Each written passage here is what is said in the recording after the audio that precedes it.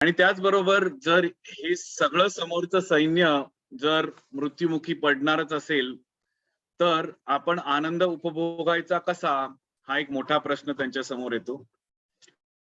आणि नंतर मात्र खास करून गेल्या काही श्लोकामध्ये 39व्या श्लोकापासून आपण बघतोय की अर्जुन एकानंतर एक असे तर्क देतात की बाबा रे, या युद्धामुळे जी कर्ते मंडळी आहेत, पुरुष आहेत, हे मृत्युमुखी पडणार.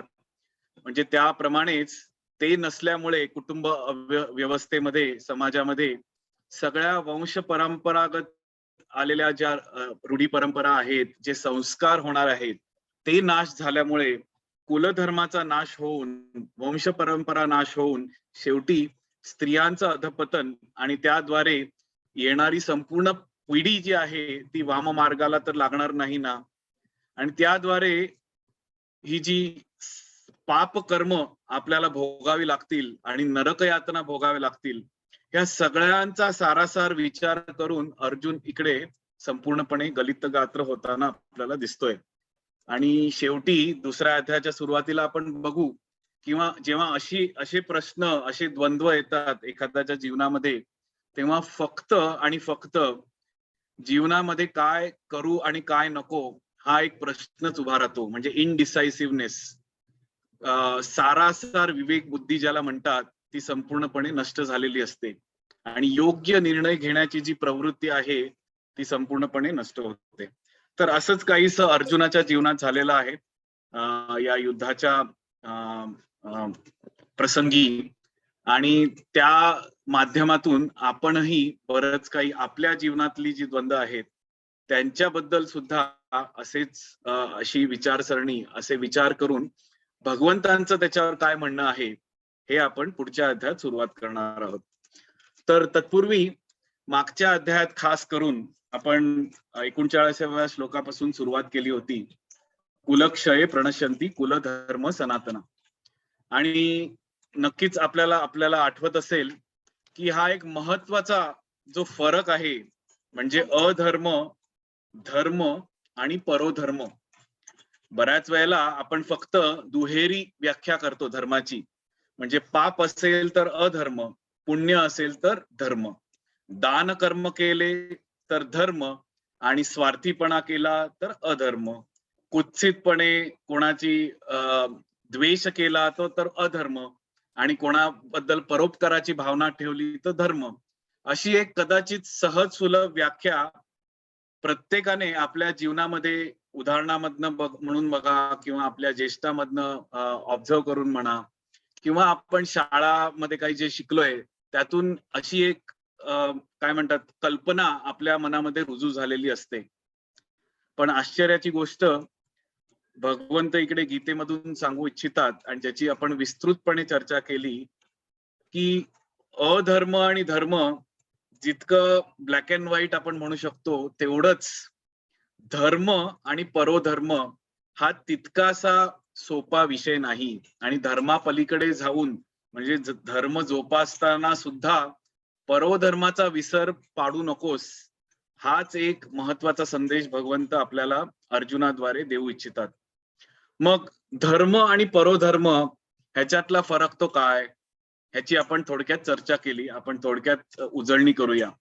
आपण जसं बघितलं, धर्म म्हणजे धारण करणारा. जशी साखर गोडव्याला धारण करते, मीठ खारटपणाला धारण करतं, अग्नी जो असतो तो उष्म्याला धारण करतो, त्याचप्रमाणे मन जे आहे ते विचारांना धारण करते, विचारधारा ज्याला म्हणतात. म्हणजे विचार करणे एवढंच मनाचं काम असतं. त्याचप्रमाणे बुद्धी जी असते ती डिस्क्रिमिनेटिव्ह पॉवर, योग्य अयोग्य या गोष्टीमध्ये फरक जाणणे, या प्रवृत्तीला धारण करते.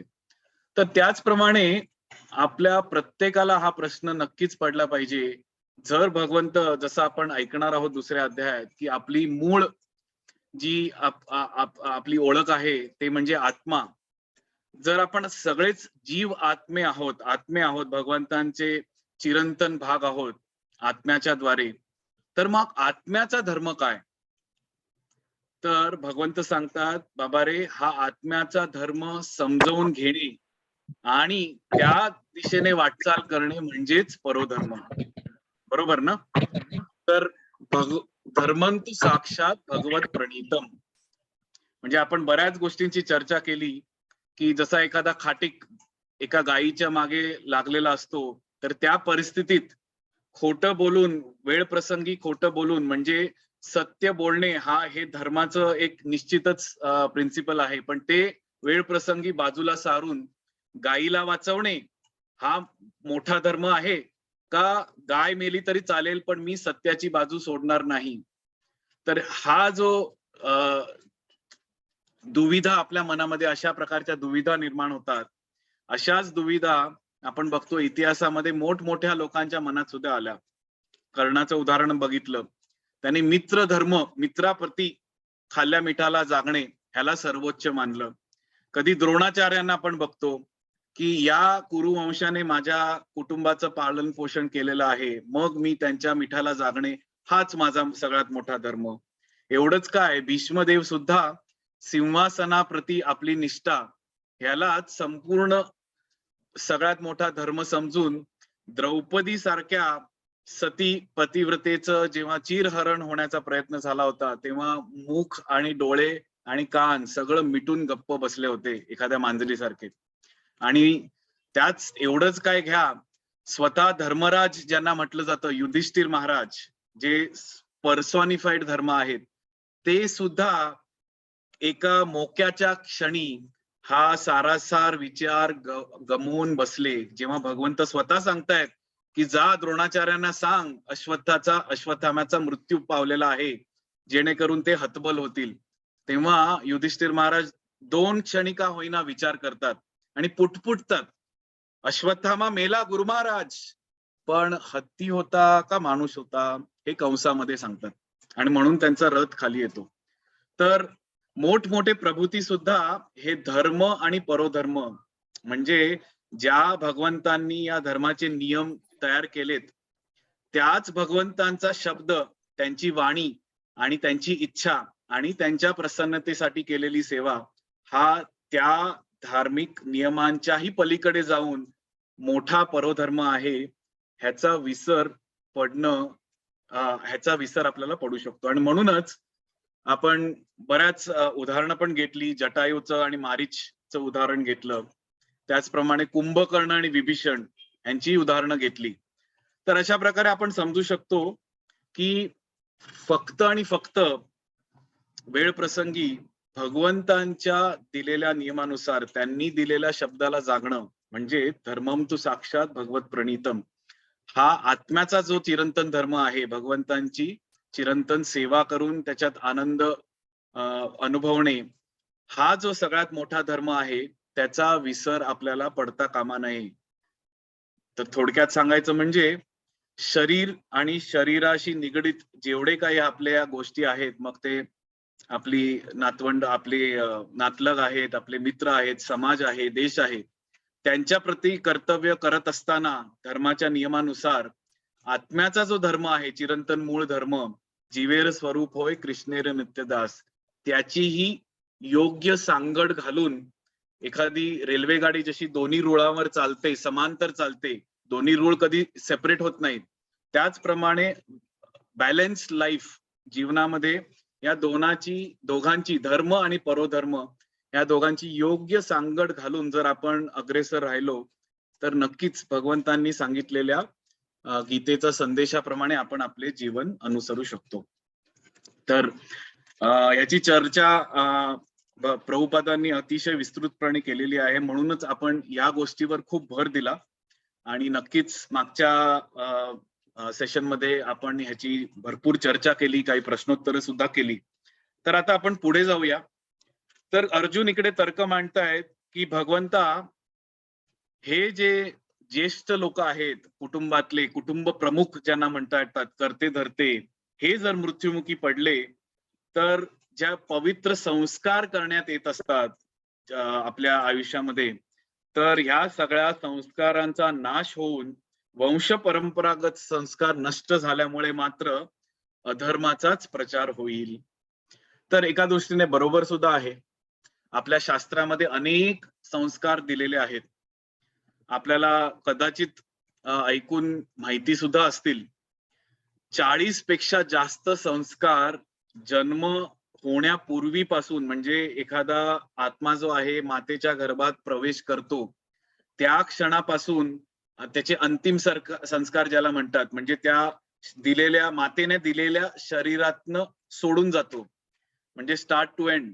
The moment he enters into the womb of mother human body and to the point that he leaves the human body, या सगळ्या जीवनाच्या प्रवासामध्ये 40 पेक्षा जास्त संस्कार दिलेले आहेत, बरोबर ना? आणि त्याच्यावर महत्वाचे त्यातले काही गोपाळ भट्ट गोस्वामी, आपले गोस्वामी आहेत, त्यांनी 16 प्रकारचे संस्कार अतिशय महत्वाचे सांगितलेले आहेत. तर कुठले आहेत?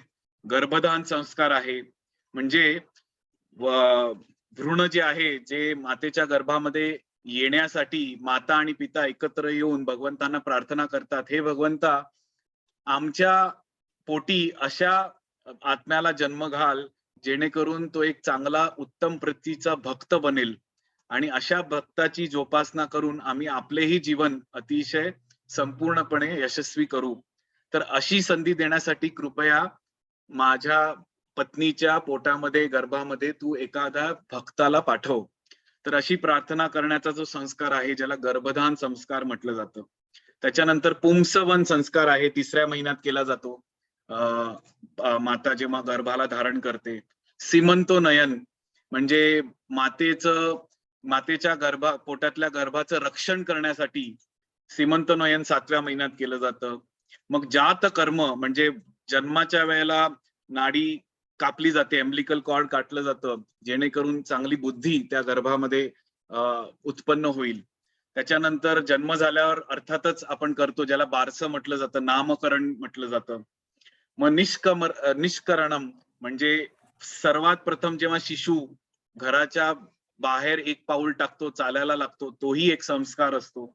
अन्नप्राशन म्हणजे मातेच्या स्तनातनं दुग्धपान करतानाच जेव्हा त्याला फर्स्ट ग्रेन्स, जेव्हा अन्न दिलं जातं, तोही एक महत्वाचा संस्कार असतो. त्याचप्रमाणे चुडाकरण आहे, कर्णवेदनम आहे, म्हणजे कानाच्या पाळीला होल करणे वगैरे. विद्यारंभ, त्याच्या विद्येचा आरंभ केला जातो. उपनयनम, मुंज ज्याला म्हटलं जातं.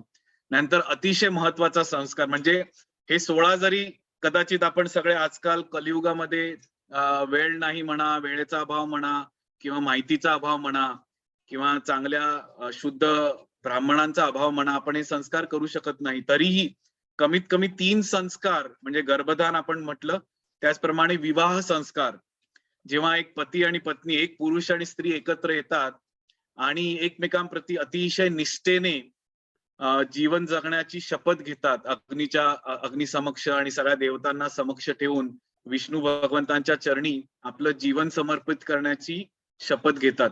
का? तर गृहस्थाश्रमात प्रवेश करून, जसं आपण म्हटलं, भक्तांना आपल्या गर्भात धारण करून अशा प्रकारे सुंदररित्या परोधर्म आणि धर्म दोघांची सांगड घालून गृहस्थाश्रमात पुढे जाऊ, वाटचाल करू, अशी शपथ घेतात. तर विवाह संस्कार अतिशय महत्वाचा. आजकाल एकमेकांनी कोर्टामध्ये जाऊन साईन केली की कदाचित तो संस्कार म्हणून मानला जातो लीगली, पण ह्या संस्कारांचं जेव्हा मंत्रांचं चारण, म्हणजे संस्कार का करतो आपण, हेही खूप महत्वाचं आहे. संस्कार म्हणजे एक प्रकारे शुद्धीकरण.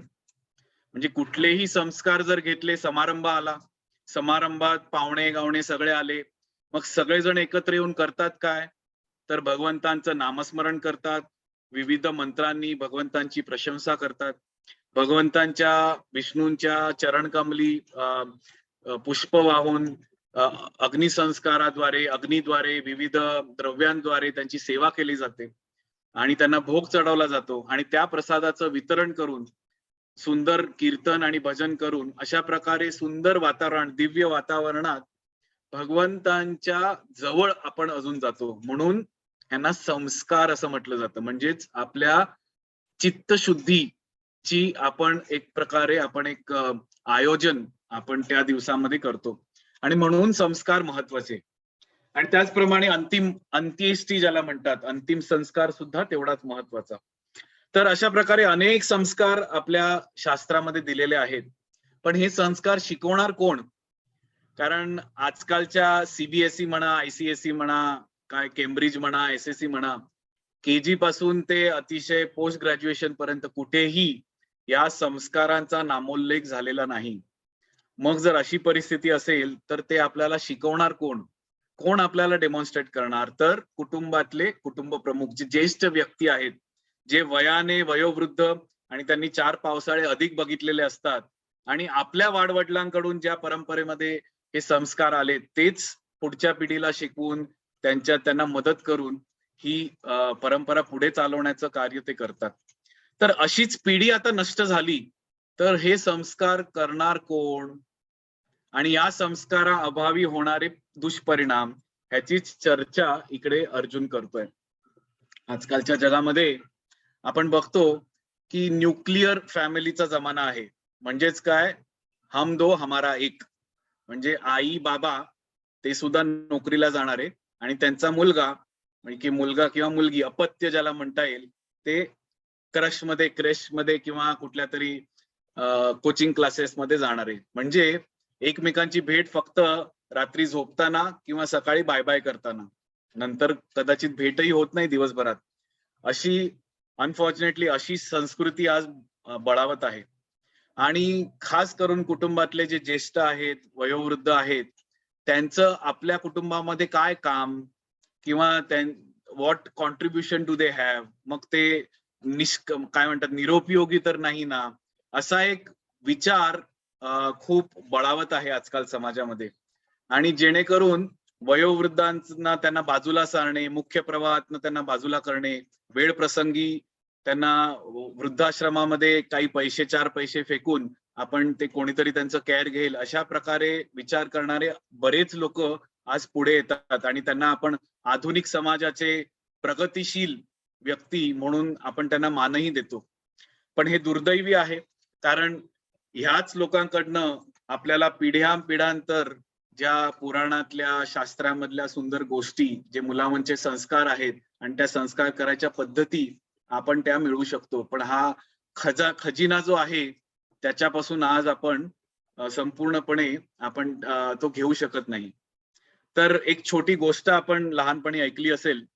एका राज्यामध्ये असाच एक राजपुत्र होता, ज्याला आपले जे पिता आहेत, वयोवृद्ध पिताश्री जे महाराज होते आणि आता काही काळातच त्याला युवराजाला राजा बनवणार होते, ते नेहमी त्याला काही ना काहीतरी सल्ला द्यायचे. बाबा रे, तू असं राज्य कर, लोकांची काळजी घे, त्यांचं मन समजून घे, मग असे नियम पाळ. पण ह्या राजपुत्राला तो इतका हुशार होता की त्याला हे काही पटेना आणि तो सारखा विचार करायचा की माझे बाबा आता म्हातारे झालेत, यांचं काही काम नाही, नुसती बडबड करत असतात, मला स्वातंत्र्य पाहिजे. आजकाल अभिव्यक्ती स्वातंत्र्य असा एक मोठा विचार बळावतो आहे समाजामध्ये. मी काहीही बोलू शकतो, मी काहीही विचार करू शकतो, हे माझं स्वातंत्र्य आहे, हा माझा हक्क आहे, वगैरे वगैरे. पण अधिकाराबरोबर जबाबदारी सुद्धा येते, ह्याचं भान आजकालच्या पिढीला राहत नाही. तर असाच हा राजपुत्र विचार करतो की एकदाचे माझे बाबा रिटायर झाले की मी माझे निर्णय घेण्याला मोकळा. कालांतराने या राजपुत्राचा राज्याभिषेक होतो. ते युवराजाचे राजाधिराज होतात आणि काय घ्या, सिंहासनावर बसल्या बसल्या पहिल्याच दिवशी ते फरमान सोडतात, संपूर्ण राज्यात जाऊन दवंडी पिटवा. घरामध्ये जे कोणी करते पुरुष म्हणजे जो कमवणारा आहे त्यांना सोडून जे कोणी म्हातारे कोतारे वयोवृद्ध, जे कोणी नुसते खाऊन पिऊन झोपा काढतात, अशा सगळ्या लोकांना देशाच्या बाहेर घालवून टाका आणि जो कोणी घालवणार नाही त्यांना राजाकडनं तुरुंगात टाकण्यात येईल. तर अशी दवंडीच पिटवतात. आता राजाचा हुकूम म्हटल्यावर काय करा, सगळ्या घरातली जी वयोवृद्ध मंडळी असतात, आजी आजोबा पणजोबा, ते सगळे बिचारे सामान गोमान घेऊन दुसऱ्या राज्यामध्ये पलायन करतात जीवाच्या भीतीने. तर अशाच एका कुटुंबातला मुलगा जो असतो तो आपल्या आजोबांच्या प्रती किंवा वडिलांच्या जे वयोवृद्ध असतात त्याच्या प्रती खूपच त्याचं प्रेम असतं आणि त्याला सोडायचं नसतं. तर तो काय करतो, आपल्या माळ्यावर आपल्या वयोवृद्ध आजोबांना लपवून ठेवतो आणि त्यांना म्हणतो, मी तुम्हाला रोज खायला प्यायला देईन, पण कोणाला सांगू नका की तुम्ही इकडेच आहात. काय करावं, राजाचं फरमान आहे. तर अशा प्रकारे जेव्हा शेजारच्या राज्यात मोठ्या दिशेने पलायन झालेलं असतं, मोठ्या संख्येने असे वयोवृद्ध येतात, तर शेजारचा राजा चक्रावून जातो की काय चाललंय काय, एवढ्या मोठ्या संख्येने एवढे वयोवृद्ध लोक सामान आणि जीवाच्या आक्रांताने आपल्या देशात का पलायन करून घेत आहेत, तर तो चौकशी करतो आणि त्याला हे सगळं समजतं. तर तो तो जरा सुज्ञ असतो. तो विचार करतो या राजाला चांगलाच धडा शिकवायचा शेजारच्या राजपुत्राला. तर तो लगेच एक फरमान पाठवतो. काय पाठवतो? तर तो जो दूत आहे तो घेऊन येतो शेजारच्या राज्यात म्हणजे आपल्या ओरिजिनल राजपुत्राकडे. आणि राजा विचारतात, "वाचून दाखव, काय फरमान आहे?" तर खलिता उघडला जातो आणि त्यात सांगण्यात येतं, की "हे महाराज, तुम्ही राजा झाल्याबद्दल तुमचं खूप खूप अभिनंदन. पण कान उघडे ठेवून ऐका. पुढच्या 30 दिवसांच्या आत आमच्या देशाला विस्डम किंवा चातुर्य किंवा बुद्धी ह्याची खूप गरज आहे.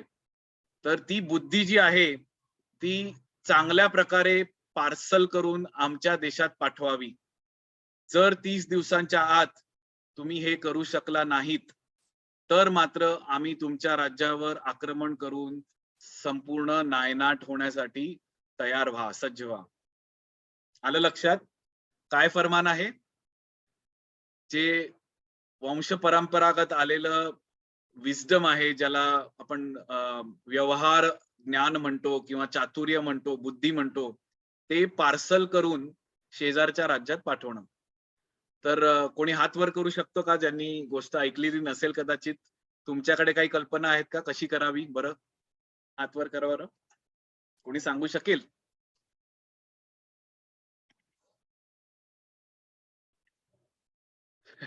नक्कीच नाही. जसं आपल्याला प्रश्न पडलाय, की बुद्धी जी आहे, चातुर्य जे आहे, व्यवहार ज्ञान जे आहे ते अनुभवातनं येतं. त्याला कुठे आपण पॅक करून, पार्सल करून, फोल्ड करून, कपाटात ठेवून मग पाहिजे तेव्हा काढा असं कधीच होऊ शकत नाही. तर या राजाची पण हीच गत होती आणि स्वभावतःच थोडासा घाबरट असल्यामुळे हातपाय तळपळायला लागतात आणि तो लगेच इकडे-तिकडे आपल्या मंत्र्यांकडे बघावं लागतो. कोणाकडेच उत्तर नसतं. पुन्हा दवंडी पेटवण्यात येते, की जो कोणी या राज्याच्या फरमानाचं उत्तर देऊ शकेल, त्याची सगळी इच्छा पूर्ण करण्यात येईल. तर ही वार्ता सगळीकडे पसरते आणि साहजिकच तरुण पिढीकडे हे ज्ञान नसतं. तर हे जे आजोबा असतात, जे माळ्यावर लपून बसलेले असतात, त्यांच्यापर्यंत ही बातमी जाते. आणि ते हसून म्हणतात त्याच्या मुलाला, की "बाळा रे, तू एक काम कर, एका मोठ्या मडक्यामध्ये भोपळ्याच्या ज्या बिया असतात ना, भोपळ्या, पंपकिन, त्याच्या बिया आणि माती त्या एका मडक्यामध्ये टाक आणि राजाकडे नेऊन दे आणि रोज त्याला म्हणावं थोडंसं पाणी घाल आणि 1 महिन्यानंतर हे जे मडकं आहे, हे शेजारच्या राज्यामध्ये पाठवून दे. त्याला उत्तर मिळून जाईल." हां.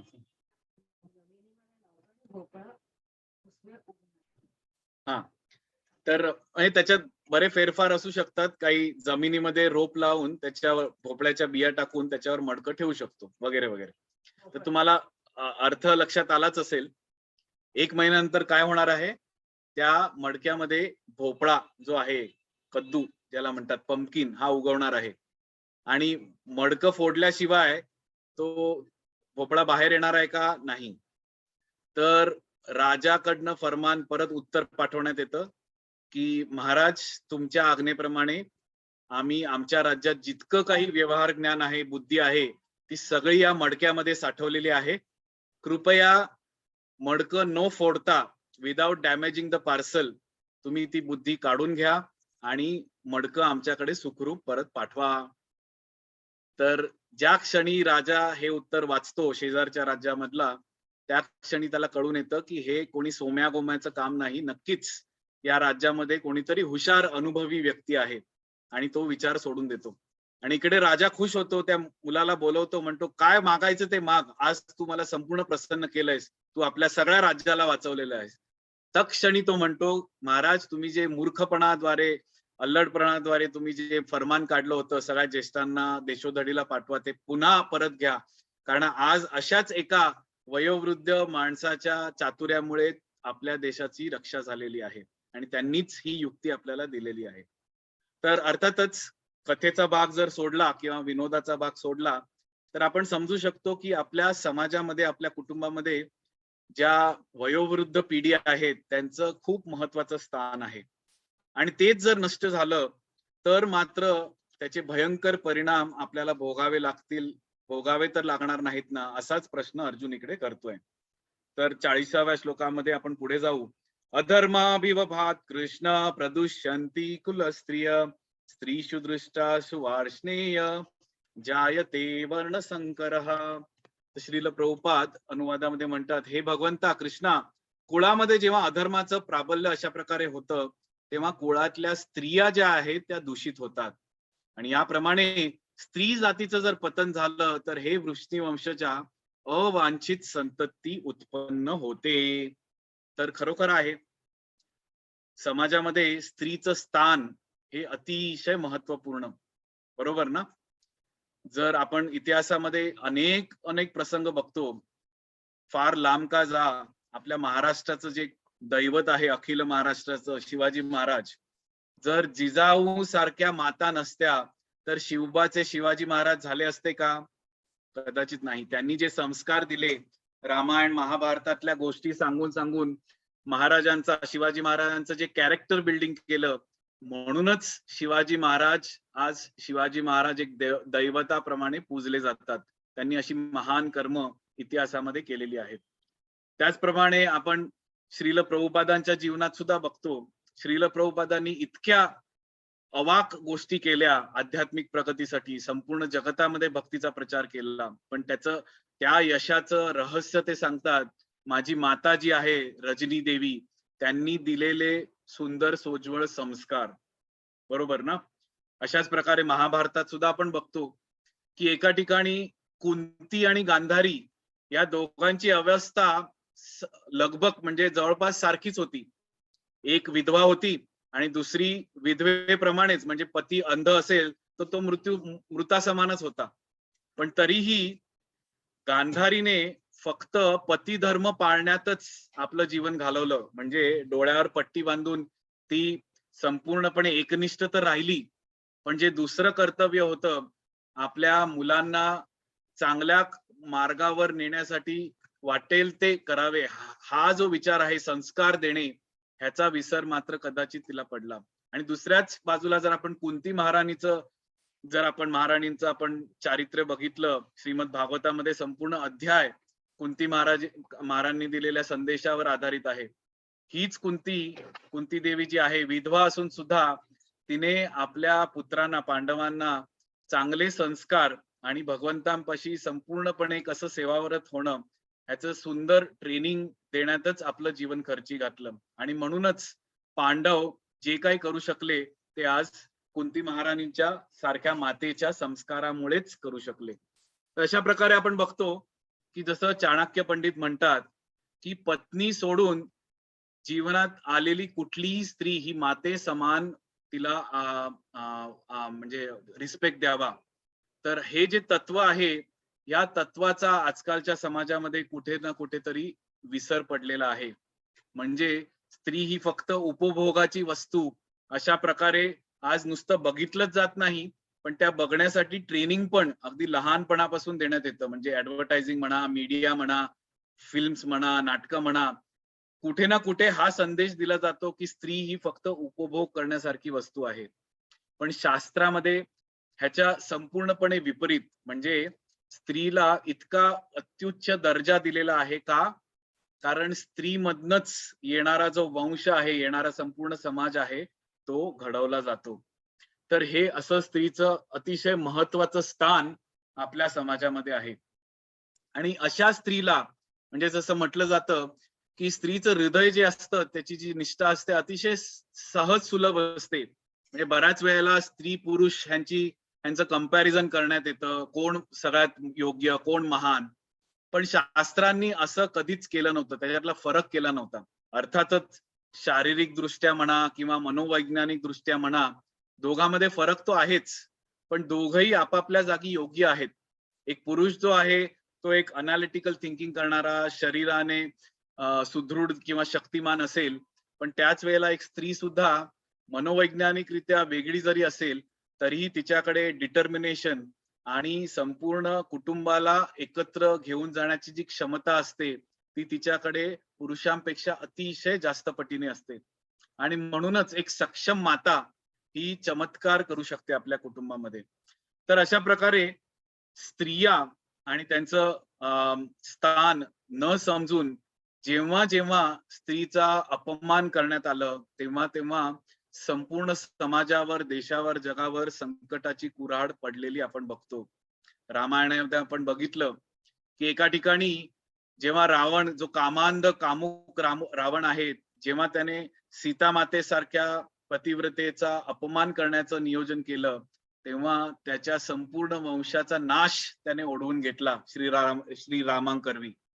त्याच प्रकारे द्रौपदीचा आपण बघतो. एक द्रौपदीचा चिरहरणाचा प्रसंग, पण त्यामुळे संपूर्ण महाभारत 60 कोटी लोक मृत्युमुखी पडण्यास कारणीभूत झाला.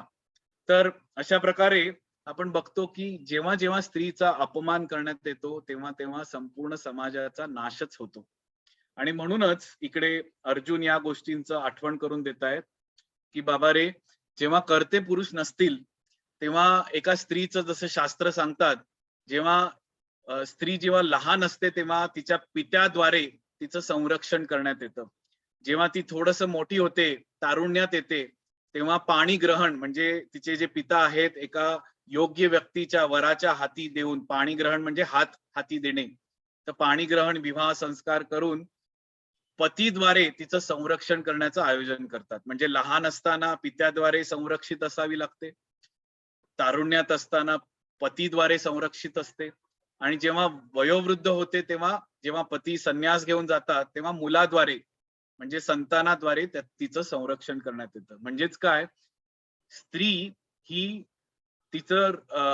तिची जी शक्ती आहे, तिचं पोषण जे आहे, तिचं जे चारित्र्य आहे, तिचे जे एकनिष्ठता आहे, पातिव्रत्य आहे, त्याचं संरक्षण करण्यासाठी समाजामध्ये संपूर्ण ही रचना भगवंतांनी केलेली आहे.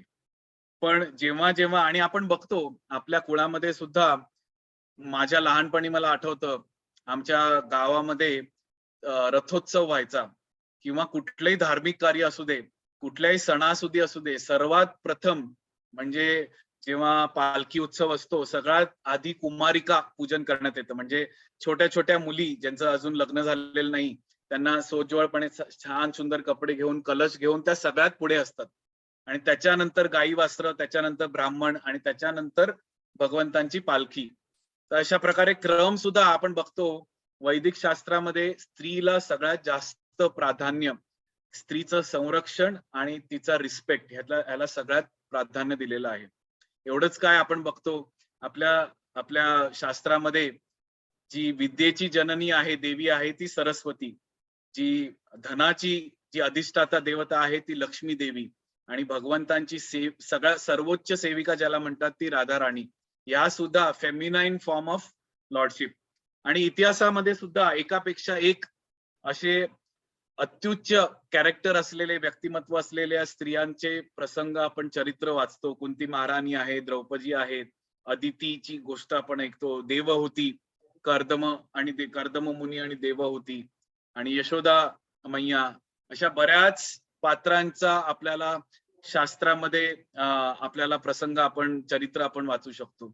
आणि जवळच्या इतिहासामध्ये सुद्धा आपण अनेक अशा स्त्रिया बघितलेल्या आहेत. राणी लक्ष्मीबाई आहे, जिजाबाई आहेत. तर जेव्हा जेव्हा अशा सर्वोच्च म्हणजे विचारसरणीच्या स्त्रिया आपल्या येणाऱ्या वंशांप्रती कर्तव्य अधिष्ठित असतात, तेव्हा तेव्हा एक मोठा इतिहास घडवला जातो. अशा प्रकारे ज्या समाजामध्ये स्त्रीचं स्थान सर्वोच्च आहे, त्याच समाजामध्ये त्याचं संरक्षण करण्यासाठी, रक्षण करण्यासाठी जी रचना केलेली आहे पित्याद्वारा, पतीद्वारा किंवा पुत्राद्वारा, तीच जर नष्ट झाली या युद्धाद्वारे, तर अशा स्त्रियांचं शोषणच करण्यात येईल, आणि त्या शोषणाद्वारे येणारा वंश जो आहे तो संपूर्णपणे अधःपतन झालेला असेल. तर ही भीती इकडे अर्जुन स्पष्ट करतोय. तर पुढे म्हणतोय, शंकरो नरकायैव कुलज्ञानाकुलस्य च पतंती पितरो रेषाम लुप्त पिंडोदक क्रिया. तर अशी संतानं, म्हणजे वर्णसंकर ज्याला म्हटलं, म्हणजे वर्णसंकर म्हणजे असा वर्ण निर्माण होणं जो संपूर्णपणे अधर्माच्या तत्वावर आपलं जीवन जगतोय, सगळ्या संस्कारांचा विसर पडलेला आहे, आणि सगळे असे संस्कार बाजूला सारून फक्त मी, माझा स्वार्थ आणि माझ्या इंद्रियांचा भोग हेच एक ध्येय ठेवून जाणारी जेव्हा तरुण पिढी पुढे जाते, तेव्हा मात्र अगदी पिंडोदक क्रिया सुद्धा लुप्त होण्याचे चान्सेस आहेत, असंच इकडे अर्जुन संबोधतायत. आता पिंडोदक क्रिया ही सुद्धा अतिशय महत्वाची, कारण आपण बघतो कदाचित दुर्दैवाने जर आपले पूर्वज अशी काही पापकर्म करून बसले असतील जेणेकरून त्यांना जड शरीर सुद्धा प्राप्त होण्याचं सौभाग्य मिळालं नसेल, भूत पिशाचे योनीमध्ये बागडत असतील, कुठे वावरत असतील, तर त्यांचं पूर्णपणे लिबरेशन, त्यांची मुक्ती कशी होणार? तर पिंडोदक क्रियाद्वारे. तर बरेच लोक विचार करतात हे पिंडोदक करणं गरजेचं आहे का? तर शास्त्रामध्ये थोडक्यात तुम्हाला सांगू इच्छितो, हे दुसरं तिसरं काही नसून भगवंतांचा, विष्णूंचा प्रसाद त्यांना देणे ही एवढी सहज सोपी क्रिया आहे. म्हणजे वर्ष श्राद्ध वर्षातनं एकदा करतो. आता काय म्हणतात त्याला, इतर लोकांच्या कॅल्क्युलेशन नुसार या पितृ लोकांच्या कॅल्क्युलेशन नुसार त्यांचे 6 महिने म्हणजे आपले 6 महिने म्हणजे त्यांचा एक दिवस, म्हणजेच उरलेले 6 महिने म्हणजे त्यांची एक रात्र. म्हणजेच वर्षातनं एकदा जरी आपण वर्ष श्राद्ध घातलं म्हणजे काय करतो, भगवान विष्णूंना भोग लावून त्याचा जो प्रसाद आहे या पितरांना आपण अर्पण करतो, पिंडदान करतो. म्हणजेच त्यांना विष्णूंचा प्रसाद भोग करण्यासाठी अर्पण करतो. आणि त्याचप्रमाणे विष्णूंच्या नामाचं कीर्तन, गुणगान, भजन आणि त्यांचं नामस्मरण करताना याद्वारे अशा पितरांचं लगेच शुद्धीकरण होऊन त्यांना स्वर्ग प्राप्ती, आणि एवढी स्वर्ग प्राप्ती काय, तर पुढच्या आयुष्यात पुन्हा ते एखाद्या भक्तांच्या कुटुंबामध्ये जन्म घेण्यास सुद्धा त्यांना शक्ती मिळते. तर अशा प्रकारे अतिशय शास्त्रीय पद्धतीने जी सांगितलेली आहे पिंडोदक क्रिया, ती जर कोणी करायला तरुण पिढीला ते मान्य नसेल किंवा त्यांना करायची इच्छा नसेल किंवा त्यांना ते ट्रेनिंग मिळालं नसेल, तर अशा पितरांचं काय होईल बरं? तर अर्जुन फक्त याच पिढीचं नव्हे, आपल्या मागच्या पिढींच्या आणि पुढच्या पिढींचा सगळ्यांचा विचार करून भगवंतांना कन्व्हिन्स करायचा प्रयत्न करतायत की मी युद्ध का करू नये. तशा प्रकारे 42व्या श्लोकात पुढे जातात. दोषे रे ते कुल ज्ञाना वर्ण संकर कारकै उच्चाद्यन्ते जाती धर्म कुल धर्माश्च शाश्वतः. वंश परंपरा नष्ट करणाऱ्या आणि या प्रकारे अनावश्यक संतती उत्पन्न करणाऱ्या दुष्ट कृत्यामुळे सर्व प्रकारच्या योजना आणि कुटुंब कल्याणाची सर्व कार्ये उद्ध्वस्त होतात. तर कुटुंब कल्याणाची कार्य म्हणजे काय? वर्णाश्रम पद्धती जी भगवंतांनी देऊन आपल्याला दिलेली आहे, 4 वर्ण आणि 4 आश्रम, ब्राह्मण, क्षत्रिय, वैश्य, शूद्र, आणि 4 आश्रम, ब्रह्मचर्य, गृहस्थ, वानप्रस्थ, संन्यास, अशी जी संरचना समाजाची दिलेली आहे, तर ही सगळ्या लोकांच्या कल्याणासाठी भगवंतांनी करून दिलेली आहे, कुठल्या जातीपातींच्या किंवा जन्माच्या आधारे नव्हे. पण ही वर्णाश्रमाची संकल्पना धुडकावून जर कोणी फक्त स्वार्थ समोर ठेवून पुढे जात असेल, तर त्या समाजाचं अधपतनच होईल, हे अर्जुन इकडे दाखवू इच्छितात. आणि मग मात्र 43व्या श्लोकापासून अर्जुन जे आहेत संपूर्णपणे उद्विग्न अवस्थेत आपल्याला दिसून येतात. उत्सन्न कुल धर्माणाम मनुष्याणाम जनार्दन नरके नियतम वासो भवतीत्यान शुश्रुम. हे प्रजापालका, हे कृष्णा, गुरु शिष्य परंपरेद्वारे मी असं ऐकलं आहे की कुल परंपरेचा विध्वंस करणारे फक्त नरकातच नित्य निवास करतात. तर खरं आहे, जे अधार्मिक, अधर्माचा प्रचार करून किंवा त्याप्रमाणे वागून या परंपरांचा नाश करतात, त्यांना पाप कर्म केल्यामुळे अशा काही रिॲक्शन्स मिळतात की ते नरक लोकांमध्येच वास करू शकतात. तर इकडे अशी भीती अर्जुन इकडे दाखवतायत. आणि मग शेवटी मात्र त्यांचं जे सहज सुलभ भक्तासारखं एक कारुण्यमयी हृदय जे आहे ते उचंबळून येतं आणि ते म्हणतात, अहो बहत महत पापम कर्तुम व्यवसिता व्ययम यद राज्य सुख लोभेन हंतुम स्वजनम उद्यतः. अरे रे, असं भयंकर पाप करण्यासाठी मी उद्युक्त झालो, हे किती चमत्कारिक आहे. राजसुख भोगण्याच्या लोभाने उद्युक्त झाल्यामुळे आम्ही आमच्या नातलगांना सुद्धा मरायला किंवा मारण्यास तयार झालेलो आहोत. तर असा उद्विग्नपणा तो इकडे भगवंतांच्या चरणी सांगतोय. आणि आपण बघू शकतो अर्जुन जो काही आहे तो काही स्वार्थासाठी युद्ध करण्यासाठी आला नव्हता की मला राज्य करायचंय, मला एन्जॉय करायचंय, असा त्याचा काहीच विचार नव्हता. नाही त्याला काही लोभ होता. फक्त ज्या कौरवांनी वेळोवेळी अधर्माचा संग करून जी 6 प्रकारची जी न करू नयेत, म्हणजे ज्याच्यासाठी शिक्षा मिळणं क्रमप्राप्त आहे आणि त्यांना मृत्यूदंड मिळणे क्रमप्राप्त आहे, अशी सगळी पापकर्म करून झाल्यावर मात्र आता पापाचा घडा भरल्यावर भगवंतांनी जेव्हा निर्णय दिला की बाबा रे, आता अधर्माचा नाश करण्याची हीच योग्य वेळ आहे, युद्ध करा, असं जेव्हा सांगितलं तेव्हा अर्जुन तयार झाला होता. तो काही स्वार्थ बुद्धीसाठी तयार झाला नव्हता. पण आता मात्र आपण जे सुरुवातीला बघितलं, कुलधर्म आणि परोधर्म याच्यात थोडंसं कन्फ्युजन झाल्यामुळे त्याचं कारुण्यमय हृदय, त्याची दयाभाव जो आहे, करुणा जी आहे ती जास्त वरचढ झालेली आहे बुद्धीवर. म्हणजे mind has overcome his intelligence, आणि म्हणूनच तो असे काही प्रश्न, असे काही तर्क भगवंतासमोर टाकतो आहे. आणि मग शेवटी तो सांगतोय, यदि माम प्रतिकारा. या हा, आणि सुंदरी म्हणते की तर्क सुद्धा तो मनाप्रमाणे तर्क सांगत नाहीये, तो इकडे अधोरेखित करतोय की बाबा रे, हे भगवंता, हे मी कसं ऐकलंय गुरु शिष्य परंपरेद्वारे. आणि तो आता इकडे म्हणतोय ना, उत्सन्न कुलधर्माणा मनुष्याणाम जनार्दन. तर हे कृष्णा, हे कुलधर्माप्रमाणे आलेल्या, म्हणजे गुरु शिष्य परंपरेप्रमाणे आलेल्या तत्वांपासून सांगड घालूनच मी तुम्हाला हे तर्क सांगतोय. कधी कधी आपण बघतो की आपल्या मित्रमंडळीमध्ये किंवा काही लोक जेव्हा भेटतात तेव्हा स्वतः प्रत्येक लोक आपापल्या तर्काप्रमाणे, मला वाटतं देव नाहीच आहे, मला वाटतं देव आहेच आहे, मला वाटतं देव हे नुसती संकल्पना आहे, मला असं वाटतं की ही सगळी कल्पना शक्ती आहे, मला असं वाटतं, मला तसं वाटतं. मला असं वाटतं हा इन्व्हर्टेड कॉमामध्ये जो शब्द आहे, त्या बेसिसवरच आपण आपल्या जीवनाची पुढे वाटचाल करतो. पण अर्जुन इनडायरेक्टली या श्लोकाद्वारे सांगतायत की बाबा रे, मी आणि माझं मन ही जड इंद्रियांच्या अधिपत्याखाली, 3 गुणांच्या अधिपत्याखाली आली असल्यामुळे दरवेळेला मला काय वाटतं हे बरोबरच असेल असं नाही, आणि माझ्या मनाप्रमाणे मी वागेन हे नेहमीच सुज्ञ प्राणाचं लक्षण असेल असं काही नाही.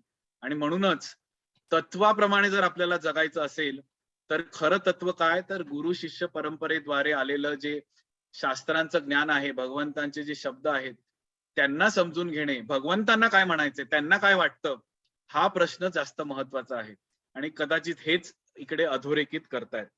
आणि पुढे अर्जुन जातोय, म्हणतोय की हे भयंकर पाप करण्यासाठी मी का करावं. आणि पुढे म्हणतोय, म्हणूनच शस्त्रधारी धृतराष्ट्र पुत्रांनी माझ्यासारख्या निशस्त्र आणि प्रतिकार न करणाऱ्याची हत्या जरी केली तर कदाचित हे चांगलंच होईल. म्हणजे आता संपूर्णपणे निगेटिव्ह थिंकिंग झालेला आहे अर्जुनाचा. तो म्हणतो जाऊ दे, मरू दे. आपण म्हणतो ना कधी कधी जीवनामध्ये इतकी कष्ट येतात की म्हणतो सगळं सोडून देऊ आणि आपण कुठेतरी दूर निघून जाऊ.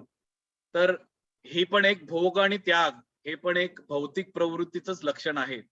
कधी कधी आपण ऑफिसमध्ये इतकं स्ट्रेसफुल असतं, बॉस इतका त्रास देतोय, टाइमलाईन्स इतक्या रिजिड आहेत, मुलांसाठी वेळ मिळत नाही, घरच्यांपासून त्रास होतोय, सासू सासऱ्यांचं सुनेचं भांडण होतंय, पती त्रास देतोय, पत्नी त्रास देते. तर इतका सगळा त्रास म्हणून आपण काय म्हणतो, सगळं सोडू आणि मी संन्यास घेऊन टाकतो, कुठेतरी दूर जाऊन राहून टाकतो. आणि मग काही दिवस असं दूर राहून गेल्यावर मात्र वाटतं की नाही नाही, मला वाटतं की आपण परत यावं मेनस्ट्रीम मध्ये, भरपूर पैसे कमवावेत, प्रॉपर्टी करावी, घरं बनवावी, गाड्या घ्याव्यात. तर भोग आणि त्याग या चक्रामध्येच आपण गुंतलेलो असतो. तर इकडे सुद्धा अर्जुनाचं तसंच काहीतरी झालेलं आहे. फार ह्या म्हणजे अर्थातच तो एक भक्त असल्यामुळे त्याला करुणेद्वारे ह्या सगळ्या हत्या आणि त्याच्यापासून येणारं पाप आणि त्याच्यापासून येणारं तथाकथित दुःख यापासून दूर कुठेतरी पळून जावं, आणि त्याद्वारे माझी हत्या जरी केली तरी चालेल, मला त्याचं काहीच वाटणार नाही, असा एक निगेटिव्ह म्हणजे एक विचारसरणी इकडे तो सांगतोय. आणि शेवटी मात्र हे सगळं बघून शेवटचा श्लोक म्हणजे 46व्या श्लोकात संजय त्याचं विचारण काय, त्याचं विश्लेषण करतायत, धृतराष्ट्राला सांगतायत, एव मुक्ता अर्जुना संख्ये रथोपस्थ उपाविशत विसृज्य सशरम चापम शोक संविघ्न मानसः.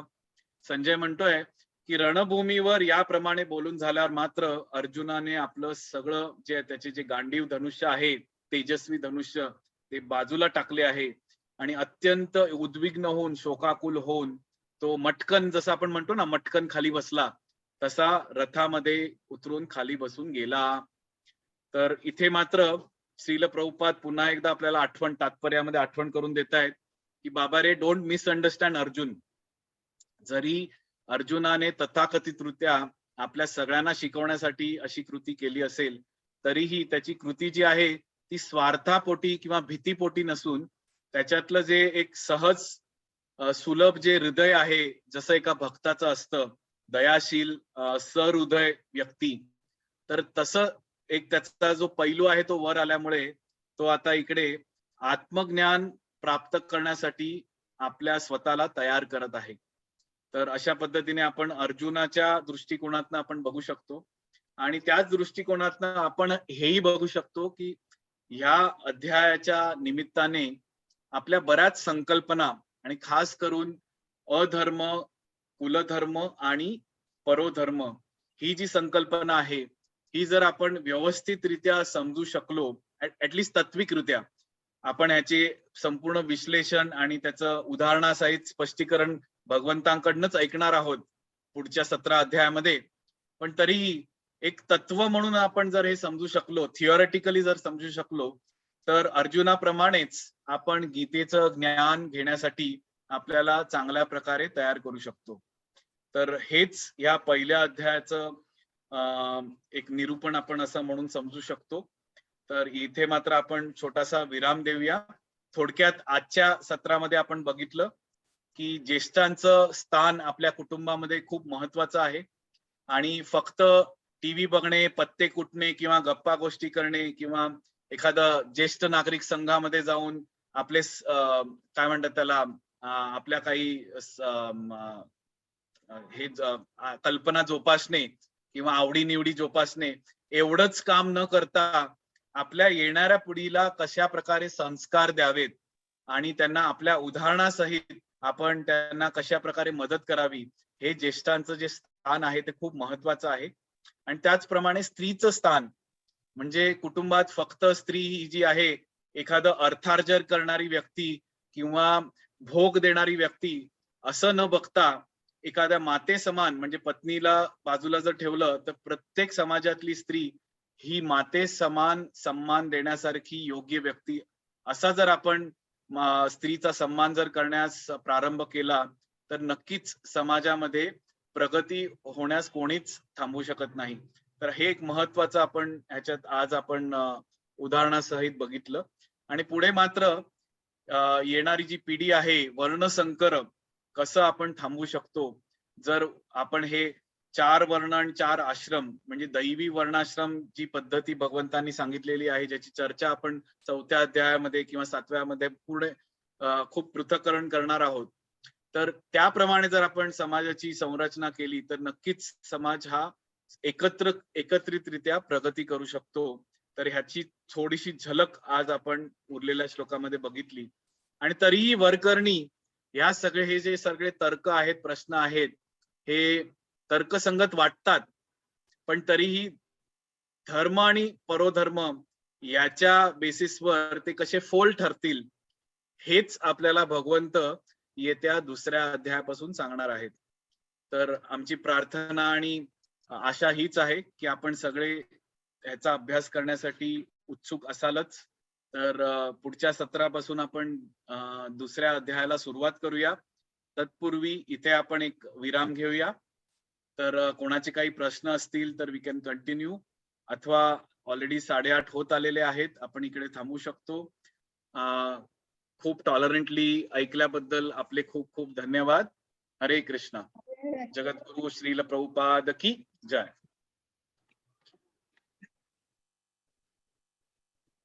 Thank you so much. योगेश संपलं की काय?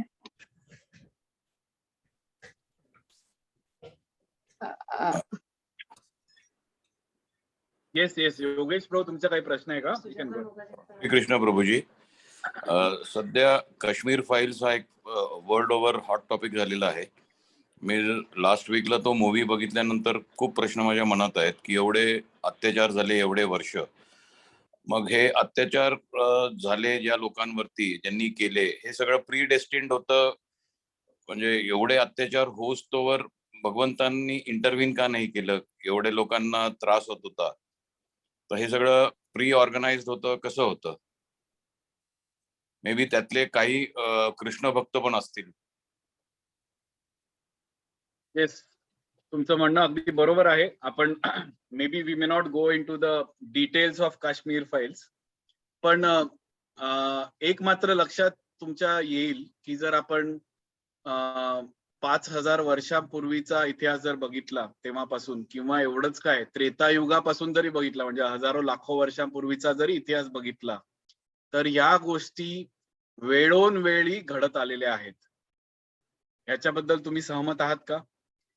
या अगदी भगवान रामाच्या आयुष्यात सुद्धा जर आपण बघितलं, मागच्या वेळेला आपण उदाहरण घेतलं होतं, सर्वप्रथम जेव्हा विश्वामित्र मुनी राम आणि लक्ष्मण जे कुमार वयात होते त्यांना घेऊन आपल्या राक्षसांकरवी रक्षण करण्यासाठी त्यांना दशरथ महाराजांकडनं बॉरो केलं होतं त्यांनी काही काळासाठी, तर तेव्हा सर्वप्रथम जेव्हा ते अरण्यात प्रवेश करतात तेव्हा एक मोठा डोंगर दिसतो, पांढरा शुभ्र आणि चकाकणारा, तरीही विचित्र दिसणारा. आणि आश्चर्यचकित होऊन श्रीराम विचारतात विश्वामित्र मुनींना की हा असा प्रकारचा जो पर्वत आहे मी पहिल्यांदा बघितलाय. जनरली मातीचा पर्वत असतो, हिरवीगार झाडं झुडपं आणि सृष्टी असते. हा असा पांढरा शुभ्र चकाकणारा आणि विचित्र दिसणारा महाकाय पर्वत कसला आहे? तर विश्वामित्र मुनी म्हणतात ही दुसरं तिसरं काही नसून, जे अनेक हजारो वर्षांपासून खडतर तपश्चर्या करणारे, भगवंतांचं नामस्मरण करणारे जे ऋषी मुनी आहेत, त्यांना जिवंतपणे किंवा मृत्युमुखी पाडून खाऊन फेकलेल्या हाडांचा डोंगर. ऐकताय ना प्रभूजी? हो हो, अशा ऐकतोय. ऋषी मुनींचा, साधू मुनींचा जिवंतपणी त्यांना, म्हणजे ते सेवा करत असताना जे असुर लोक आहेत, राक्षस लोक आहेत, वेळोवेळी येऊन त्यांना त्रास देऊन, त्यांना मृत्युमुखी पाडून, त्यांना ठार मारून, त्यांची शरीर खाऊन उरलेली जी हाडं टाकल्यामुळे जो डोंगर झालेला आहे तो डोंगर आहे. बरोबर? तर हे त्रेतायुगामधली गोष्ट आहे आणि तीच गोष्ट आपण द्वापर युगामध्ये पण बघतो. आणि त्याच गोष्टी थोड्याफार फरकाने, म्हणजे टेक्नॉलॉजी कदाचित वेगळी असेल, टाइम प्लेस सर्कमस्टन्स वेगळे असतील, तरीही अधर्म वेळोवेळी हा आरूढ होतो सगळ्या समाजावर, आणि कालांतराने पुन्हा एकदा भगवंत येऊन या अधर्माचा नाश करतात. हे जे चक्र आहे ते निरंतर चालू आहे. तर एक बर्ड्स आय व्ह्यू जर बघितला, थोडस वर जाऊन, निश्चितच हे निंदनीय आहे. आणि आपले बाहूस पुरत असतील अशा प्रकारचे जेव्हा मूवी बघतो तेव्हा आपल्यालाही वाटतं की एखादी बंदूक घ्यावी आणि गोळ्या झाडून टाकाव्यात आणि मारून टाकाव्या या नराधमांना आणि जिवंतच ठेवायला नको. पण तरी थोडस वर जाऊन आपण जर बघितलं एक बर्ड्स आय व्ह्यू, तर या गोष्टी होणं हे काही आश्चर्य नाहीये. हे पुन्हा पुन्हा होत असतात. आणि ह्याला कारण आज आपण बघितलं की वंशपरंपरागत ज्या संस्कार आहेत त्याची जोपासना जर झाली नाही कुटुंबामध्ये, तर येणारी जी संतती आहे, वर्णसंकर जे आहेत, ते अशाच प्रकारचे विचार करून पुन्हा पुन्हा अशाच प्रकारच्या निंदनीय कृती करतात. तर पहिली गोष्ट तुम्हाला सांगायचं म्हणजे हे आश्चर्यचकित नाहीये, हे बऱ्याच वेळेला इतिहासात झालेलं आहे. दुसरा भाग, भगवंत येत नाहीत का हे वाचवण्यासाठी? नक्कीच येतात. आणि म्हणूनच आपण बघितलंय की चैतन्य महाप्रभू कलियुगामध्ये आलेले आहेत. का चैतन्य महाप्रभूंना नमो महावदन्याय अवतार म्हटलं जातं. का? तर त्यांनी कुठलंही शस्त्र हाती न घेता फक्त हृदयाचं परिवर्तन करून या मनुष्य जीवनामध्ये संपूर्णपणे नामसाधनेद्वारे क्रांती आणण्याचा प्रयत्न केला, म्हणजे आणली त्यांनी. तर ह्या महाप्रभूंच्या जीवनामध्ये एक प्रसंग येतो जेव्हा त्यांचे जे सहचारी आहेत, बंधू आहेत, नित्यानंद महाप्रभू बलरामजींचे अवतार आहेत, त्यांना असेच एक नराधम जे आहेत तर ते त्यांना इजा पोहोचवतात. जगाय मधाय म्हणून आणि त्यांच्या डोक्यातनं रक्त येऊ लागतं, तेव्हा मात्र सहन न झाल्यामुळे महाप्रभू, कारण हे स्वतः कृष्णच आहेत, त्याच क्षणी सुदर्शनाला पाचारण करतात आणि त्या जगाय मधायचा शिरच्छेद होणार असतो त्या सुदर्शनाद्वारे. तेव्हा नित्यानंद महाप्रभू जे म्हणतात ते खूप महत्वाचं आहे. ते म्हणतात, महाप्रभू तुम्ही या कलियुगामध्ये अवतार का घेतला, तर या सगळ्या नराधम जीवांना या नरक यातनेतनं बाहेर काढून भगवंतांच्या पवित्र भक्तिमय जीवनामध्ये आणण्यासाठी. आणि ते करण्यासाठी तुम्ही प्रतिज्ञा सुद्धा केली की मी शस्त्र उचलणार नाही. तुम्ही जर अशा प्रकारे सुदर्शन उचललं तर कदाचित तुम्हाला सगळ्या जीवसृष्टीचाच नायनाट करावा लागेल. कारण थोड्याफार फरकाने हे जे जगाय मधायची प्रवृत्ती आहे आपल्या सगळ्यामध्ये आहे, बरोबर ना? पाप करण्याची प्रवृत्ती, उपभोग घेण्याची प्रवृत्ती, शोषण करण्याची प्रवृत्ती, ह्या प्रवृत्ती ठासून भरलेल्या आहेत. तर भगवंतांनी जर असं ठरवलं की मी येऊन प्रत्येक वेळेला जेव्हा जेव्हा पाप घडेल तेव्हा तेव्हा येऊन मी नायनाट केला, तर कदाचित या सृष्टीवर कोणी जीव, मनुष्य जीवच उरणार नाही, आणि खास करून कलियुगामध्ये. आणि म्हणूनच भगवंत येतात का, तर नक्कीच येतात. कलियुगामध्ये आलेत का, नक्कीच आलेत. भगवंत एक नाही अनेक प्रकारे आलेले आहेत. स्वतः चैतन्य महाप्रभू म्हणून भक्तांच्या रूपामध्ये आलेले आहेत, आपण भक्ती कशी करावी हे शिकवण्यासाठी. पुस्तकाच्या रूपात आलेले आहेत, श्रीमद भागवत पुराण, भगवद्गीता, स्वतःच्या ज्ञानाच्या द्वारे त्यांनी अवतार घेतलेला आहे. आणि त्यांच्या द्वारे त्यांनी शक्ती प्रदान केलेले भक्तांद्वारे ते पुन्हा आलेले आहेत. तर या सगळ्या संधी आपल्यासाठी आहेत आणि त्या संधीद्वारे आपण आपल्या हृदयाचं परिवर्तन करून योग्य मार्गाला जाणण्यासाठी आणि त्याद्वारे अधर्मावर मात करण्यासाठी सगळ्या अपॉर्च्युनिटीज आपल्याला उपलब्ध आहेत. तर एक भक्त म्हणून आपण ह्या सगळ्या अपॉर्च्युनिटीज घेऊन आपण भक्तीचा फक्त म्हणजे आचरण तर करायलाच पाहिजे आणि प्रचारही करायला पाहिजे. जर आपण आपल्या भक्ती मार्गाचा अशा प्रकारे चांगला प्रचार करू शकू तर काश्मीर फाईल सारख्या अपप्रवृत्ती किंवा नराधम जी प्रवृत्ती असते ती कदाचित भविष्यात होणार नाही, ही आशा आपण नक्कीच बाळगू शकतो. तर हेच उत्तर आहे प्रभूजी, त्याला दुसरं उत्तर नाही आहे. म्हणजे त्यांनी अत्याचार केला म्हणून आपण बंदूक घेऊन त्यांना मारलं तरी प्रवृत्ती नष्ट होणार नाहीये. ती प्रवृत्ती कधी नष्ट होईल, जेव्हा आपलं हृदय शुद्ध होईल. आणि हृदय शुद्ध करण्यासाठी नामस्मरण आणि भगवंतांच्या दिव्य नामाचं स्मरण करणे, त्यांच्या कथांचं कीर्तन करणे, हा एकच मार्ग प्रॅक्टिकली उपलब्ध आहे असं आपल्याला आचार्य सांगतात. सुंदर, you want to add? Yes. Question प्रभूजी, तुमचा हा प्रश्न तुमचं उत्तर झालंय का? म्हणजे मला असं वाटतं की उत्तर वेगळं आहे आणि प्रश्न वेगळा आहे. Yes. Prabhuji, have I answered your question or have I complicated it? Yes Prabhuji, ते मला थोडा एक आठवडा झाला मूवी बघितल्यानंतर खूप त्याला म्हणतो ना द्वंद्व मनात होतो मी की how can this happen with Hindus specially. पण यू हॅव आन्सर्ड इट की बाबा every time he cannot come, we have to have our own मार्ग सुद्धा आपल्याला स्वतःचे काढायला पाहिजेत याच्यातून. आणि ऍज यू सेड की हृदय परिवर्तन इज द मोस्ट इम्पॉर्टंट. आणि मध्ये तुम्ही एक शेअर केले होते की दुर्योधनाची वृत्तीच वाईट, त्यामुळे ही कॅनॉट कंट्रोल दॅट वृत्ती. ती वृत्ती त्या जीन्स मध्ये आलेली, त्या जन्मापासून आलेली वृत्ती, that cannot be control, that can be only diluted with नामस्मरण, प्युरिफाईड विथ येस नामसाधना. Very nice. हरे कृष्ण. जर आपण म्हटलं की भगवंतांनी प्रवृत्तीच का नष्ट केली नाही, तर मग आपण एखादा झॉम्बी सारखे होऊ. म्हणजे मन सुद्धा आपल्या इच्छेप्रमाणे नाही, तर मग भगवंतांनी दिलेलं स्वातंत्र्य ते काय? बरोबर ना? तर ते भगवंतांनी विचार करण्याचं किंवा निर्णय घेण्याचं स्वातंत्र्य आपल्याला दिलेलं आहे. आता त्या स्वातंत्र्याचा उपयोग करायचा का दुरुपयोग करायचा हे प्रत्येक मनुष्याने आपल्याला मिळालेल्या संस्काराप्रमाणे म्हणा किंवा 3 गुणांच्या प्रभावाखाली म्हणा किंवा आपले जे विचार आहेत त्याप्रमाणे म्हणा, त्यांनी ठरवायचं आहे. ज्या ज्याप्रमाणे तो ठरवेल त्याप्रमाणे त्याला फळ मिळेल. तर अशा प्रकारे एखाद्या प्रेमळ पित्याप्रमाणे भगवंतांनी आपल्याला स्वातंत्र्य दिलंय, पण त्या स्वातंत्र्याबरोबर आपल्याला जबाबदारी घ्यायची पण भान राहिलं पाहिजे. हाच आपल्याला संदेश भगवंत देतात. आणि असं नाही की भक्त म्हणून आपण फक्त जप करायचं आणि बघत राहायचं आपल्यापर्यंत यूज करते.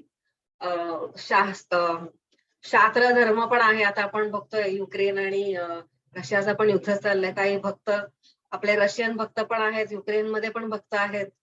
पण जे आर्मी वाले आहेत तर ते त्यांनी युद्ध करावंच आणि त्यांच्याच स्तरावरती पॉलिटिकल स्तरावरती आपलं कॉन्स्टिट्युशनल ड्युटी आहे भक्ती करणे आणि ऑक्युपेशनल ड्युटी पण आहे, आपलं शरीर आहे म्हणल्यावरती. तर आपले काही राईट्स असतात, पॉलिटिकल राईट्स आहेत, सिटिझन राईट्स आहेत, वोटिंग राईट्स आहेत.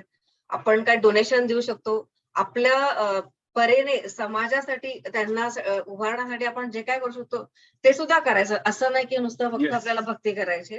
तर that should be some practical solution also for that. Right. खूप छान माताजी सांगितलं. खूप हरे कृष्णा.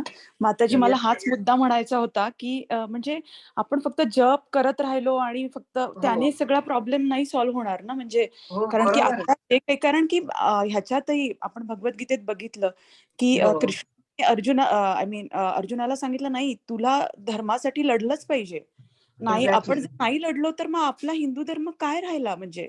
आणि मी म्हणजे आता मी इथे आहे पण मी त्या न्यूज वाचते वगैरे, असं खूप हे होतंय. म्हणजे असं इतकं होतंय की बापरे, खूप त्रास होते. म्हटलं की काय चाललंय हे इंडियामध्ये वगैरे काही काही गोष्टी. म्हणजे बांगलादेशी काय येतात आणि वोट काय करतात आणि मुस्लिमांचं प्रमाण वाढतंय वगैरे. म्हणजे असं इतकं हे होतंय ना, असा त्रास होतोय खूप असं हे सगळं. म्हटलं आपण सगळे हिंदूंनी जर नाही लढलो तर पुढे इंडिया म्हणजे काय होईल सांगताच येत नाही. म्हणजे सगळ्यांनी काय बाहेरच्या देशात जायचं का म्हणजे आपण आपला देश सोडून, असं कधी कधी विचार. येस, अगदी बरोबर आहे माताजी. जसं आपण आजच्या चर्चेमध्ये बघितलं की रेल्वे गाडी 2 रुळांवर चालते, तर दोन्ही रुळांचा विसर पडू नये हे महत्वाचं. कधी कधी आपण एकाच दिशेने धावायला लागतो, एका रुळावर गाडी चालत नाही.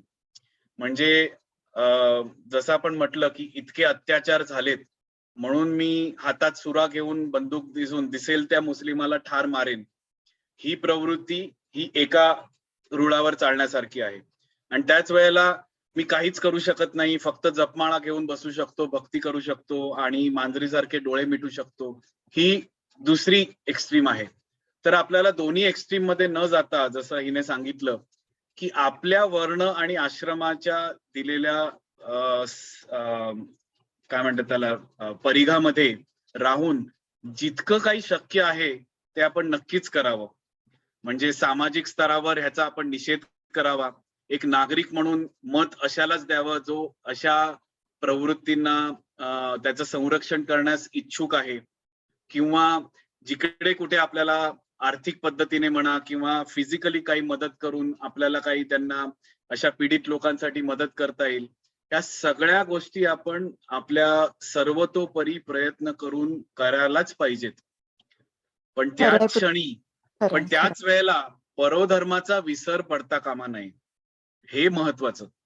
म्हणजे जसं मी म्हटलं की हे सोडून ते किंवा ते सोडून हे कृष्णाचा संदेश नाही. दोन्ही रुळावर गाडी चालू असली पाहिजे. दोघांचंही महत्व त्या त्या ठिकाणी आहे. म्हणजे आता तुम्ही म्हटलात की सर्वप्रथम हिंदूंनी हिंदूप्रमाणे वागतात का, हा एक मोठा प्रश्न आपण आपल्या सगळ्या हिंदूंना स्वतःला विचारलं पाहिजे.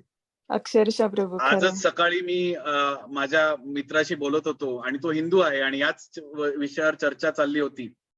पण त्या सो कॉल्ड हिंदू मित्र तो बोलतोय जेवणाच्या टेबलवर की अशा लोकांना मारलं, तशा लोकांना मारलं, या मुस्लिमांना असं केलं पाहिजे, टेररिस्ट लोकांना फासार धरलं पाहिजे, निष्पाप लोकांना बळी पाडतायत. पण या माझ्या सो कॉल्ड हिंदू मित्राच्या थाळीमध्ये काय आहे? मांस, नॉनव्हेज खातायत ते. खरंय.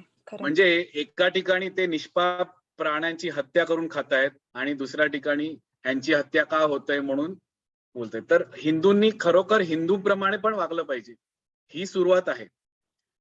म्हणजेच आपण आपल्या ज्या परंपरा आहेत, संस्कृती आहे, त्याला चांगल्या प्रकारे समजून उमजून आपण एकनिष्ठतेने शास्त्रांनी दिलेल्या विचारावर आपण आपलं जीवन राहणीमान केलं पाहिजे. आणि त्याच वेळेला असे जे अन्याय होत असतात वेळोवेळी, त्याच्या आपल्या संपूर्ण शक्तीनिशी विरोध करून, जसं आपण म्हटलं, आपल्या ह्याच्यात जे मार्ग आहेत ते आपण अवलंबले पाहिजेत. सो ह्या दोन्ही गोष्टी एकत्र व्हायला पाहिजेत. बरोबर ना? पटतंय का? हो प्रभूजी, खूप पटतंय. Yes. पण आता आपण जगन्नाथपुरीचं बघतो, तर तिथे जगन्नाथपुरीमध्ये बघा मुस्लिम आणि फॉरेनर्सला म्हणजे अलाउ नाही करत. तर ते किती म्हणजे ती कारणं झाली आहेत ना, म्हणजे किती त्यांनी 17 वेळा अटॅक हो, केला. आक्रमण झाली. आक्रमण बरोबर. झाली. इव्हन आपल्या वृंदावनाच्या किती आपले छान जे मदन गोपाल वगैरे छान जे आहेत तिथे किती म्हणजे आणि मग त्यांना मूव्ह केलं गेलं राईट जयपूरला वगैरे. येस. नंतर ते माधवेंद्र पुरींची ती गोष्ट नाही का म्हणजे गोपाल तो असा त्याला ती मूर्ती अशी झाडामध्ये अडकलेली होती आणि मग त्यांच्या स्वप्नात येऊन सांगितलं. तर आणि का? कारण की त्या मुघलांनीच हे केलं. त्यांनी सगळी आपली बरोबर, मंदिरं आक्रमण केली. म्हणजे मला असं वाटतं की हे किती किती कधीपर्यंत हे चालत राहणार ना हे. म्हणजे काहीतरी कुठेतरी आणि आपण हिंदू म्हणजे आपण हातात तलवार न घेणारे आणि म्हणजे ते मी बघितलं ते काश्मीर फाईल्समध्ये लोकं रडतायत नुसते. म्हटलं अरे काय हे म्हणजे किती खूप त्रास होतो ते असं सगळं बघून. पण त्याच्यावर काही ॲक्शन घेणं हे खूप गरजेचं आहे. बरोबर आहे. तुम्ही म्हणता तसं ते अगदी बरोबर आहे. जगन्नाथपुरीमध्ये किती त्यांनी म्हणजे नाही अलाऊ नाही करत. ते म्हणतात ठीक आहे तुम्ही चांगले असाल. आता बघा अमेरिकेतून जे काही फॉरेनर्स येतात म्हणजे इनिशिएटेड ते सगळे किंवा महाराज वगैरे येतात. कोणालाही अलाऊ नाही करत. नाही मग त्यामुळे ती रथयात्रा असते तेव्हा ते तुम्ही दर्शन घेऊ शकता असं करतात. म्हणजे काहीतरी वेगळे नियम काढून असं करू शकतो. पण काही ठिकाणी नियम असे काटेकोर हे केले पाहिजे आपल्या देशामध्ये. नाहीतर मग ते खरंच खूप असं येस. वाईट आणि ते नियम करण्यासाठी आपल्या परीने आपण आपण सर्वतोपरी वोटिंग प्रयत्न केलेच पाहिजेत. नक्कीच केले बरोबर, पाहिजेत. बरोबर. Yes. We completely agree with you. Hare जेव्हा कृष्ण. शिवाजी महाराज तुम्हाला माहितीये एका वेळेला असा प्रसंग आला बापरे! होता. ग्रेट. हो, तुकाराम हो, हो. महाराजांचं प्रवचन ऐकता इतके मंत्रमुग्ध झाले आणि त्यांची वाणी ऐकून इतके इफेक्टेड झाले की शिवाजी महाराज म्हणले की मी हे सगळं सोडून देणार आहे. मी आजपासून तुमचा शिष्य बनतो, साष्टांग दंडवत घालतो, मला हरिनाम द्या. मी हे सगळं सोडून फक्त तुमच्याप्रमाणे संपूर्णपणे वैरागी जीवन जगण्याचा माझा मानस आहे. तर तुकाराम महाराजांनी लगेच आशीर्वाद दिला का त्यांना? नाही. ते म्हणले, हे राजन, नाही. अरे तुझं कर्तव्य, कारण तू क्षत्रिय आहेस, तर क्षत्रियाप्रमाणे वाग. तलवार घेऊन शत्रूंचा, ज्या अधर्मी शत्रूंचा नाश करणे म्हणजे जप करण्याच एवढंच आहे पॉवरफुल. सो जो ज्या आश्रमामध्ये वर्णामध्ये स्थित आहे, त्या वर्णामध्ये आणि आश्रमामध्ये राहून संपूर्णपणे भगवंतांच्या प्रसन्नतेसाठी जे काही शक्य असेल ते करणे, हाच परोधर्म आपल्याला इकडे सांगितलेला आहे गीतेने. सो शिवाजी महाराजांनी सुद्धा मग सगळं ते हे सोडून, भान सोडून पुन्हा तलवार हाती घेऊन, म्हणून आज आपण शिवाजी महाराजांच्या गाथा गातो. बरोबर ना? सो अक्षरशः. येस, बरं. तुम्ही म्हणता ते बरोबर आहे. पण हे जी सिस्टम दिलेली आहे, ब्राह्मण, क्षत्रिय, वैश्य, शूद्र आणि ग्रहस्थ, वानप्रस्थ, संन्यास आणि ब्रह्मचर्य, तर ह्या संकल्पनेमध्ये, संरचनेमध्ये राहून त्या वर्णाप्रमाणे, आश्रमाप्रमाणे जे काही शक्य असेल ते आपण नक्कीच केलं पाहिजे. खरं. हरे कृष्ण. Thank you. हे सुजाता माताजी, तुम्ही काही प्रश्न विचारला होता का? हात वर केला होता मला वाटतं.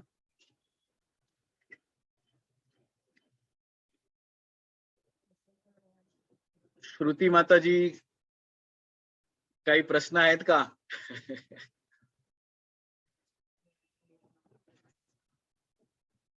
पल्लवी माताजी.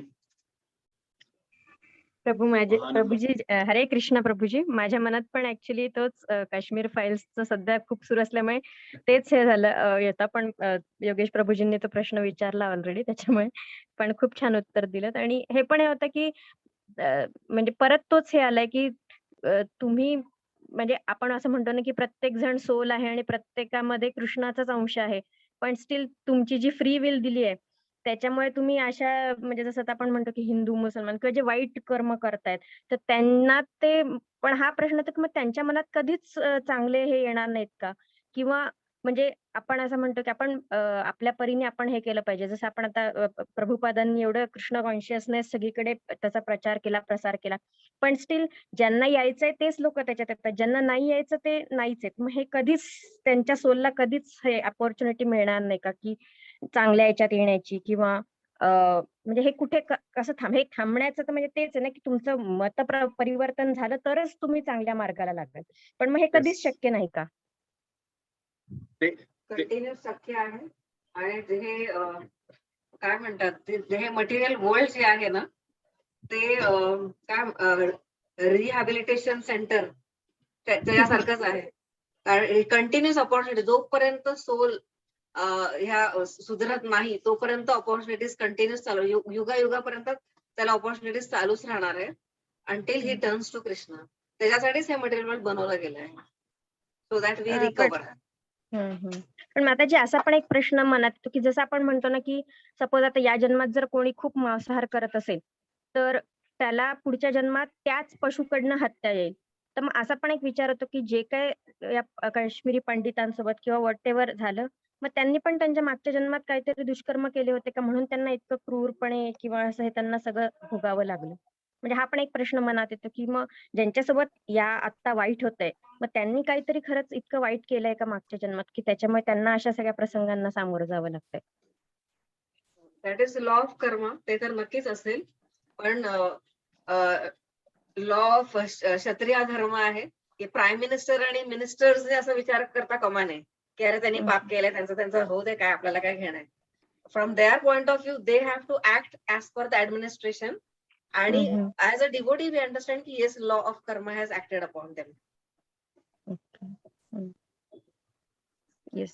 हरे Krishna Mataji. Thank you so Hare much. Krishna. Hare Krishna. We'll stop here. हरे कृष्णा. Thank you so much. पुढच्या गुरुवारी पुन्हा याच वेळेला आपण भेट घेऊया आणि दुसऱ्या अध्यायाची आपण प्रारंभ करूया. खूप खूप धन्यवाद. हरे कृष्णा. हरे कृष्ण प्रभूजी. हरे Krishna Mataji. Thank you so much. हरे कृष्ण प्रभूजी, हरे कृष्ण माताजी. हरे कृष्ण माताजी. हरे दंडवत कृष्ण प्रणाम. प्रभूजी. हरे दंडवत कृष्ण प्रणाम. माता. हरे दंडवत कृष्ण. प्रणाम. दंडवत.